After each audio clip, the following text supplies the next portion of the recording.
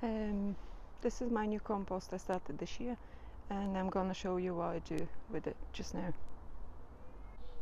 So as you can tell, this is quite a long stretch. It's narrow but it's long, so I started this one 4 months ago, and 2 months ago I've put compost on top of the grass clippings, and now the pumpkins grow over there.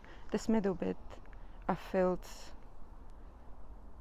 over 2 months, and today's grass clippings went over there, and what I'm gonna do now is turn this over there to get more air circulation, and then I'll cover it with this some sort of plasticky material, because Scotland's really wet, and when the water is too much, deprive the compost of oxygen.